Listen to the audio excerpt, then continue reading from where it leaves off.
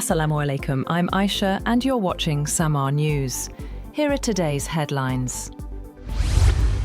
Pakistan has reached one of its largest ever defence export agreements, finalising a multi-billion-dollar deal to supply conventional military equipment to Libya's eastern-based Libyan National Army, a move that underscores Islamabad's push toward an export-driven, self-sustaining economy.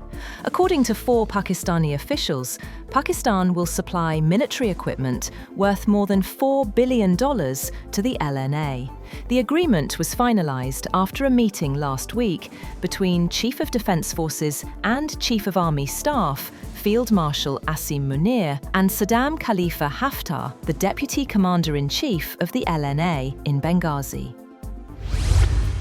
US President Donald Trump has reasserted that the United States needs Greenland for its national security and said a special envoy he appointed to the Arctic island would lead the charge.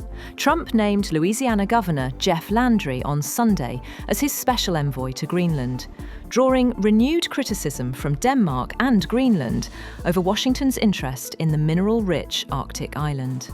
Trump has advocated for Greenland, a self-governing Danish territory, to become part of the United States, citing its strategic importance and mineral resources. China urges the United States to reduce its nuclear arsenal, accusing Washington of failing to meet its disarmament responsibilities after a draft Pentagon report accused Beijing of rapidly expanding its ICBM capabilities. Foreign Ministry spokesman Lin Jian said the US, as the world's largest nuclear power, must take the lead on disarmament to allow others to join the process, rejecting claims that China lacks interest in arms control talks.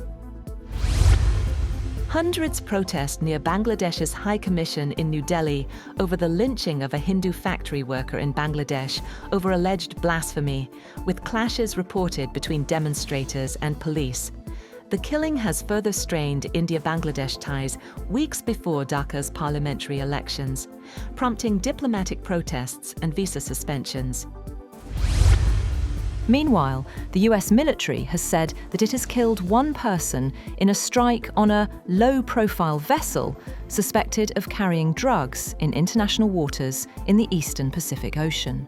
The US Southern Command said on social media website X that the Joint Task Force Southern Spear conducted a lethal kinetic strike on a low-profile vessel operated by designated terrorist organizations in international waters.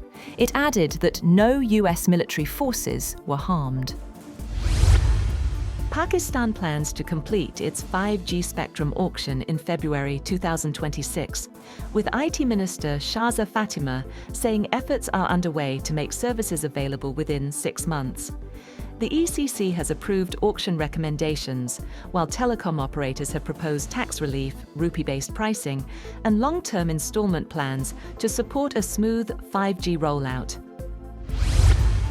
Russia has hammered Ukraine with missiles and drones in a new air attack, killing at least 3 people, including a child, and triggering emergency power cuts across the country as Ukrainians gear up to celebrate Christmas. Prime Minister Yulia Sviridenko said Moscow's latest combined strike hit energy facilities in western regions the hardest and came days after another round of US-led peace talks to end the nearly 4-year-old war.